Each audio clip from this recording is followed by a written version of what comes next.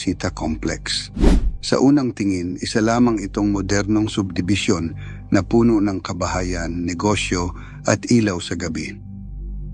Ngunit lingid sa kaalaman ng marami, may mga kwento ng kababalaghan dito.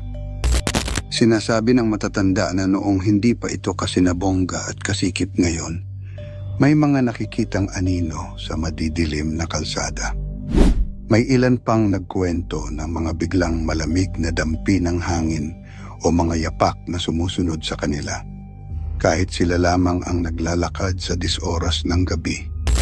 Ang iba'y naniniwala na ito raw ay mga kaluluwang nanatili sa lupaing ito bago pa man naitayo ang subdivision. Samantala, sa ibang bahagi ng San Pedro, naroroon ang mga lumang bahay ng mga Kastila. Tahimik at matibay pa ring nakatayo ang ilan, parang bantay ng nakaraan. Bawat haligi at bintanang kahoy ay tila nagtatago ng mga sikreto, mga kwento ng pamilya, ng mga Kastilang naghari, at ng mga Pilipinong nagdanas ng hirap at paglaban. Ngunit may mga alamat na nagsasabing sa loob ng ilang bahay, may maririnig na tila yabag ng mga sundalo o boses ng mga nag-uusap kahit wala namang tao.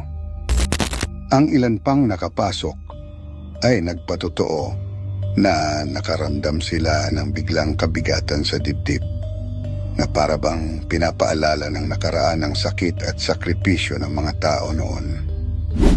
Ang Pasita Complex at ang mga lumang bahay ng mga Kastila ay kumakatawan sa dalawang magkaibang mukha ng San Pedro, isa'y moderno at maunlad, at ang isa na may tahimik na nagbabantay sa kasaysayan. Ngunit pareho silang may dalang misteryo at mga kwento ng kababalaghan na hanggang ngayon ay patuloy na bumabalot sa kanilang pangalan. Kung sakaling mapadpad ka sa San Pedro, Laguna, tandaan mong hindi lang tanawin ang makikita mo rito, kundi pati ang mga kwentong bumabalot sa bawat kalsada, bawat pader, at bawat yapak na iniwan ng nakaraan.